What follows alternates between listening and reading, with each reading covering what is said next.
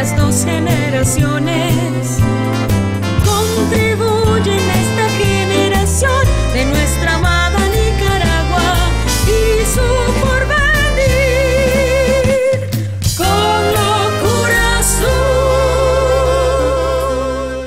Queridísimos televidentes, qué alegría más alegre y qué felicidad más feliz estar nuevamente frente a ustedes en pleno septiembre, mes de las fiestas patrias, orgullosa y feliz de estar de nuevo en Full Home frente al Tip Top sobre la callecita paralela a la carretera Masaya para hablarles a ustedes de muchas cosas. En primer lugar, quería recordar que el mundo sigue llorando a Juan Gabriel. En Nicaragua se le han hecho homenajes y se le seguirán haciendo igual que en el resto del planeta. El México lindo y querido a quien él tanto amó y al quien tanto cantó, le ha hecho homenajes tras homenajes en los distintos estados que tuvieron que ver con su nacimiento, con el desarrollo de él como cantante y como artista internacional, y por supuesto en la capital mexicana, en el bellísimo Palacio de Bellas Artes.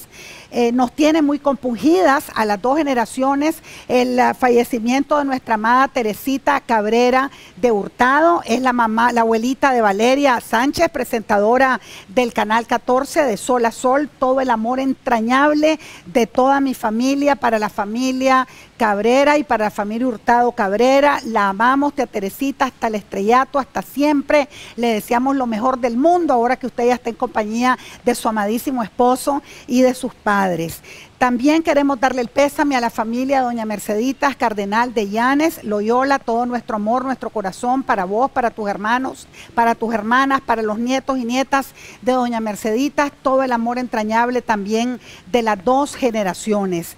Mucho me emocionó acompañar a mi amada la Tenita Enríquez en el primer aniversario de Fernando Somarriba de Valerí, el amor entrañable de nosotras para su bellísima madre, doña Sarita Valerí Martínez, para toda su familia, para sus hijos e hijas.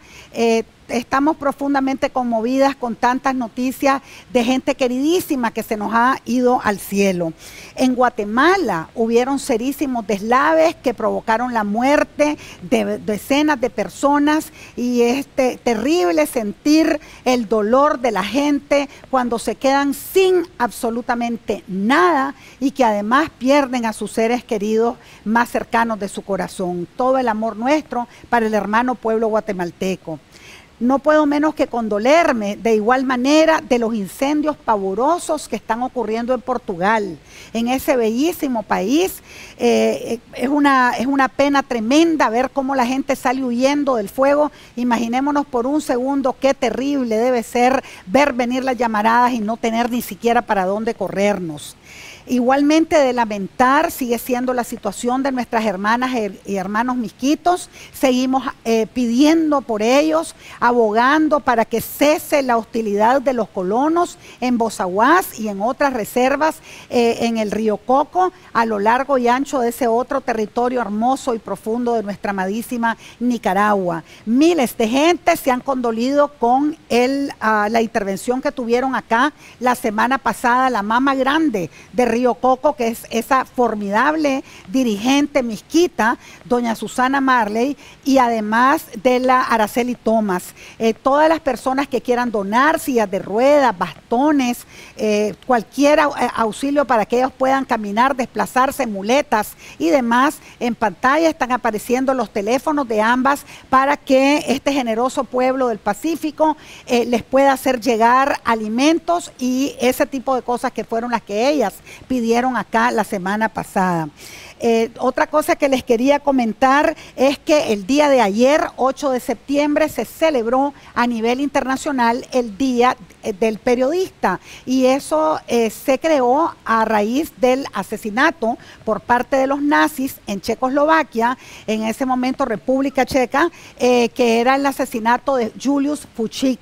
Él escribió un extraordinario libro que se tituló Al pie de la horca, y por esa razón se se celebra el 8 de septiembre. Él fue asesinado en el 43 por la ocupación fascista en su país. Se celebra el Día Internacional del Periodismo y por eso todo el amor entrañable de nosotras para los hombres y mujeres de prensa de Nicaragua y del mundo. También el día de ayer se celebró por todo lo alto y con un gran éxito el Día del Empresario. El COSEP estuvo tirando la casa por la ventana y fue realmente un acto multitudinario. Llegaron centenares de empresarias y empresarios a festejar su día.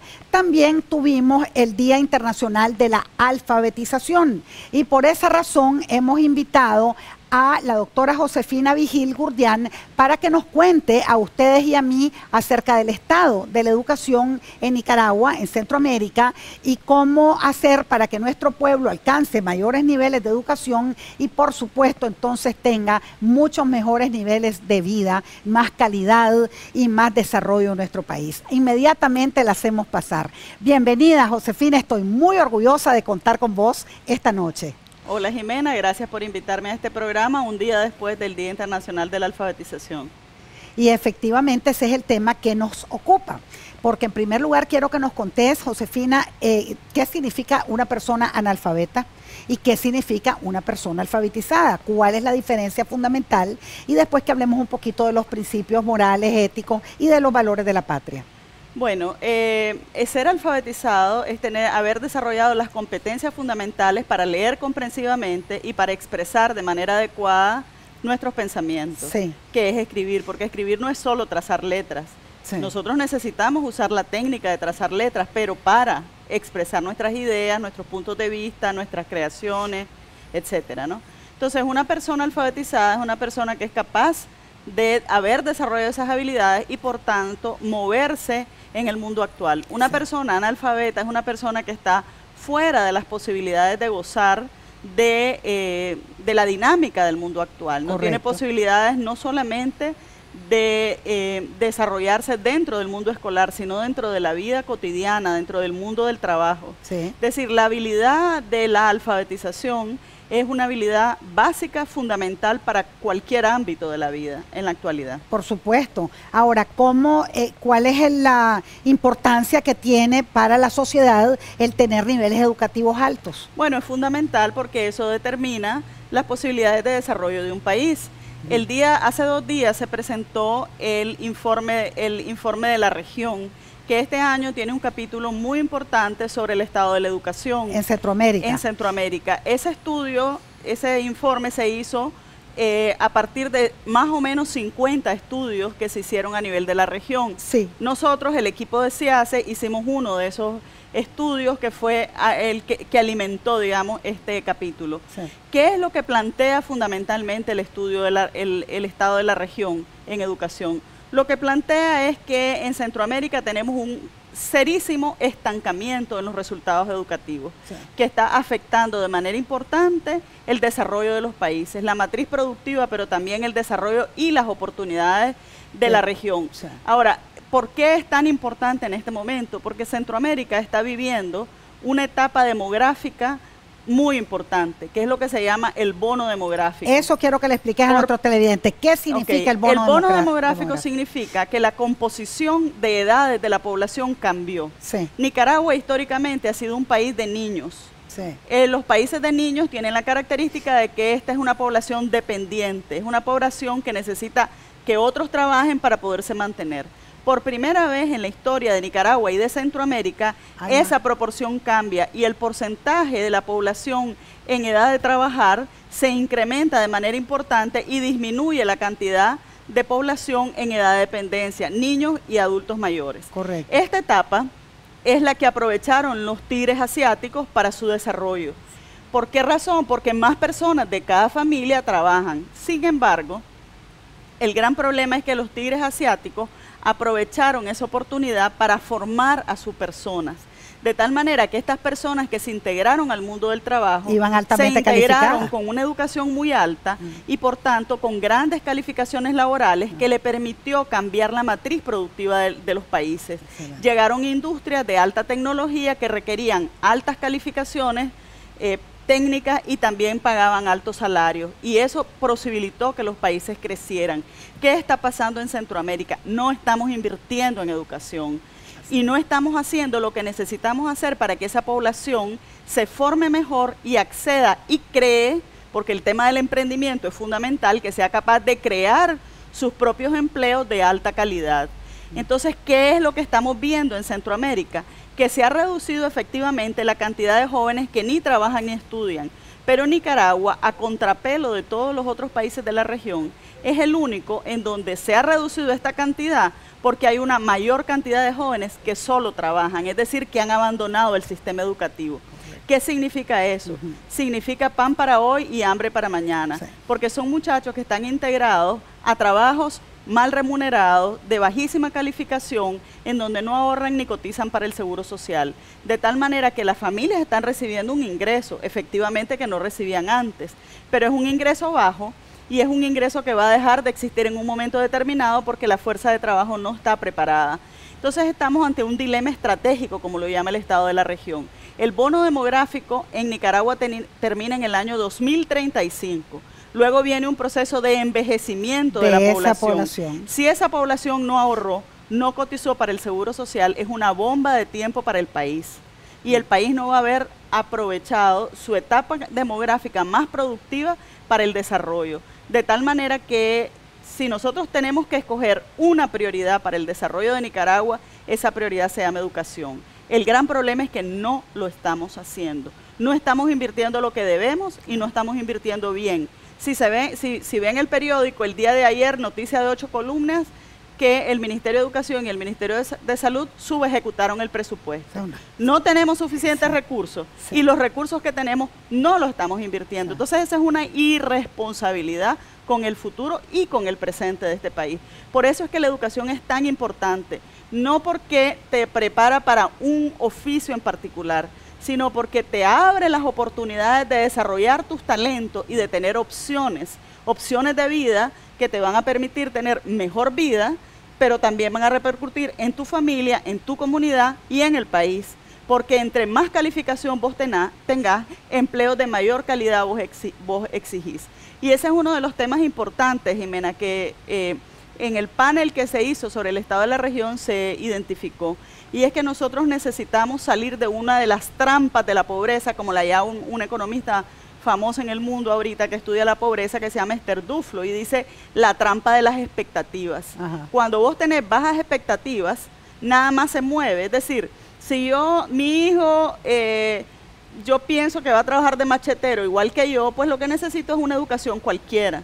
Entonces, garantizarle el machete. Nosotros necesitamos ampliar las expectativas en Nicaragua. Necesitamos creer que es posible tener un país de primera, que no nos tenemos que conformar con tener cualquier cosa, con tener cualquier educación, con tener cualquier maestro. Y cualquier empleo mediocre. Cualquier empleo mediocre. Entonces, la educación tiene que servir para ampliar las expectativas. En la medida en que haya personas mejor formadas, vamos a traer empleos de más alta calificación que van a redundar en un beneficio para las personas. Por eso es que la educación es tan importante, y todo esto comienza con la alfabetización inicial, con los niños de los primeros grados y del preescolar. Eso es lo que quiero que hablemos un poquito, Josefina. ¿Qué pasó en Nicaragua con la campaña de alfabetización? ¿Cómo marcó la diferencia en nuestro país el haber alfabetizado, el haber bajado la tasa de analfabetismo en Nicaragua, y cómo hacer para revertir esas cifras negativas actualmente y para que haya desarrollo de la educación en nuestro país? Bueno, si nosotros vemos la historia de la educación en Nicaragua, que es una historia de 100 años, o sea, la educación es un proceso de largo plazo, uno no lo puede ver solo en el corto plazo. Eso ha sido parte del fracaso de la educación en Nicaragua, que las políticas son solo políticas de gobierno y a veces políticas de ministro. Y además se toman decisiones irresponsables por lo que un ministro o un gobierno cree y no por lo que el país necesita, y no se hacen pactos sociales para que todos nos pongamos de acuerdo en qué necesitamos.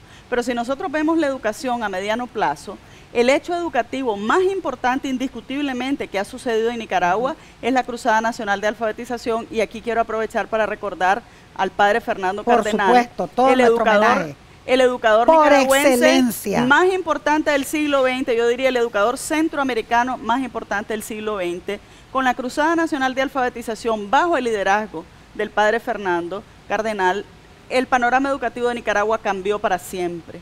Un país que tenía 50% de analfabetismo, tuvo 12% de analfabetismo. Ahora, 35 años después de la Cruzada Nacional de Alfabetización, el analfabetismo sigue navegando en las mismas cifras. Yo fui alfabetizadora, nosotros bajamos el analfabetismo al 12%. El analfabetismo actualmente, según los datos de la última encuesta de hogares del FIDEC, anda por el 16%. De tal manera que no lo hemos logrado descender más. Sí. Sin embargo, amplió la oportunidad de grandes sectores de la población que lograron seguir la educación, concluir la educación e integrarse al mundo laboral como médicos, como ingenieros, como arquitectos, de tal manera que ese hecho es el hecho histórico educativo más importante indiscutiblemente.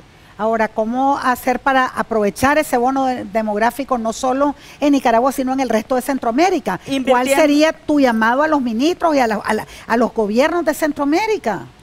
Mi llamado es, nosotros necesitamos hacer de la educación una prioridad. Y decía el presidente Mujica de Uruguay que todos estamos de acuerdo que debe ser una prioridad.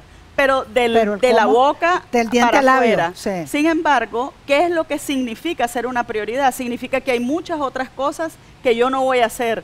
¿Por qué no voy a hacer? Porque la educación es mi prioridad. Dice Mujica, ese sí a la educación está compuesto de muchos nos a otras cosas que también son importantes, sí, pero que no las voy a hacer porque la educación es más importante. Prioritaria. Sin embargo, yo te quiero decir que parte de las cosas que han cambiado en Nicaragua y que tenemos que aprovechar son las siguientes. En primer lugar, conocemos cuáles son los problemas de Nicaragua. No necesitamos diagnosticar más. Es un país súper diagnosticado. Sabemos lo que hay que hacer. Segundo, no es complicado lo que hay que hacer, pero hay que tener la voluntad política de hacerlo.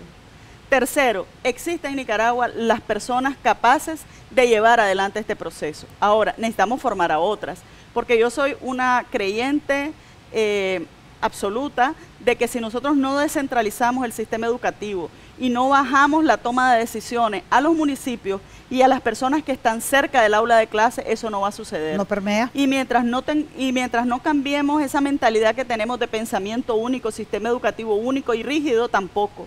¿Por qué el calendario escolar tiene que ser único para el país cuando septiembre son las épocas de mayores huracanes en la costa caribe y miles de niños no van a la escuela, por ejemplo? Entonces hay que repensar el sistema educativo, la organización, hay que descentralizar, hay que priorizar lo fundamental, hay que invertir y hay que invertir bien. No puede ser que nosotros tengamos un presupuesto que ya es pequeño y no lo ejecutemos. Sí, no puede ser que no lo ejecutemos. Absolutamente increíble. O sea, eso no se puede permitir y nosotros los ciudadanos tenemos que exigir. Entonces, mientras no se tome en serio la educación y no se está tomando en serio, el país no tiene futuro. Doctora Josefina Vigil, su mensaje para el pueblo de Nicaragua que la ve y la escucha. La educación es un derecho, no es un favor de nadie, es un derecho y está catalogado como un derecho humano fundamental porque es la llave para abrirnos al goce de otros derechos, de tal manera que los y las nicaragüenses no nos podemos conformar con cualquier educación. Tenemos que exigir una educación de calidad que nos permita desarrollar nuestros talentos, como decía el informe de LOR, los talentos que como tesoros están enterrados en el fondo de cada uno de nosotros, para que podamos tener todas las oportunidades. Aquí el tema es cómo yo tengo oportunidades. Después yo veré qué hago, no importa, pero yo debo de tener oportunidades de llegar hasta la luna si quiero llegar. Y esa llave me la da la educación. Entonces los nicaragüenses y las nicaragüenses tenemos que exigir esa educación, que me dé opciones y que me permita desarrollarme. No te puedo dejar ir, Josefina, sin que hablemos del otro tema, que es el tema de los valores patrios, que es el tema de lo que significa la patria para las y los nicaragüenses, qué debería significar y qué pensás vos del 14 y 15 de septiembre. Bueno, para mí el 14 y el 15 de septiembre son fechas en la historia de Nicaragua que tienen un significado dependiendo de cómo se vean. Para mí el tema de la importancia de enseñar y aprender historia en la escuela tiene un significado mayor que saber qué pasó el 14 de septiembre o saber qué pasó el 15 de septiembre. Saber eso está al alcance de una tecla ahora. Sí. Para mí lo más importante de enseñar ciencias sociales es enseñar dos cosas. Primero, un método para enfrentarse a la información y un método para razonar y pensar. Y en segundo lugar, un tipo de pensamiento, el pensamiento crítico. ¿Cómo veo yo el 14 de septiembre? Bueno, como un hecho que sucedió en un momento determinado pero que no significó ni el triunfo ni el fracaso, digamos, de la guerra nacional, simplemente fue un hecho que sucedió en ese momento. La verdad es que nosotros lo enseñamos de una cierta manera en los libros de texto, sin embargo lo que deberíamos de enseñar es a que los niños puedan enfrentarse a ese hecho haciéndose preguntas, ¿por qué es importante? ¿Qué relevancia tuvo eso? ¿Qué momento marcó eso dentro del largo camino de lo que fue la guerra nacional? ¿Por qué hubo una guerra nacional en Nicaragua? Y lo mismo con la independencia de Nicaragua. ¿Fue importante independizarse de España? Sí, pero ¿quiénes fueron finalmente los grupos que estuvieron interesados en la independencia y por qué? Eso en el marco de las reformas borbónicas, de la situación económica que había en Centroamérica, etcétera. Entonces, para mí, el problema es que Nicaragua, que con la independencia y luego con la guerra nacional, en realidad no era un país. Todavía no había un sentido de nación, se propuso con los 30 años conservadores y posteriormente con la Revolución Liberal crear un sentido de identidad nacional y para eso, y crear un sentido de soy nicaragüense, porque antes era o soy granadino, soy leonés, o soy masaya, etcétera. Esos eran los límites de mi territorio. De tal manera que el objetivo del sistema educativo en un momento determinado fue crear ese sentido de identidad nacional por la vía de todos estos ritos. Y no son malos los ritos, pero la verdad es que hay que ver un poco más allá de eso. Por ejemplo, te voy a poner un ejemplo nada más que va a entrar luego a relucir con el tema de los migrantes, del que seguramente hablarás posteriormente según mencionaste antes. Hay una calcomanía que veo en muchos carros y que a mí me genera un rechazo inmediatamente que la veo, y es el río San Juan es Nica. Nosotros cada vez usamos ese tipo de sentimientos chauvinistas de yo soy mejor que. Y para mí el gran problema de eso es que vos te identificás en contra de y no a favor de. Sí. Y eso es uno de los problemas que seguramente hablarás luego con el doctor Erdocia sobre el tema de la Centroamérica posible y la integración. Sí. Porque ¿qué son pensamientos que te obstaculizan la integración? El río San Juan, el chorro de agua es Nica, pero el río San Juan es mucho más que el agua que nosotros vemos. La cuenca del río San Juan es de Costa Rica y es de Nicaragua. Y lo que los ticos hagan con esa cuenca nos va a afectar directamente a nosotros. Por ejemplo, hay unas empresas de naranjas del lado costarricense que usan o usaban en el pasado un conjunto de sustancias que envenenaban las aguas subterráneas de la cuenca del río San Juan y del lago de Nicaragua, que son territorio costarricense. ¿A quién afecta eso? Al río San Juan. Entonces, si la cuenca la compartimos y la cuenca es más grande que el río, ¿de quién es el río San Juan? Entonces, el tema es que mi llamado a la educación y a los jóvenes es a aplicar el pensamiento crítico. Amamos Nicaragua, pero Nicaragua es mucho más que la bandera. Amamos Nicaragua, pero estamos destrozando la reserva indio maíz. Amamos Nicaragua, pero están asesinando a los misquitos en el Río Coco. Entonces, ¿qué es Nicaragua? Nicaragua es su gente finalmente. Entonces, nosotros no podemos darle un lugar especial a un símbolo que existe para que nos sentamos identificados con él y nos olvidamos de lo fundamental, que es que estamos desbaratando los pulmones de oxígeno y de biodiversidad de Centroamérica, que son los nuestros, ¿verdad? Cómo te agradezco, Josefina, tu presencia Con Locura Azul. Te vamos a regalar la guía de Nicaragua. Gracias a Hispamer.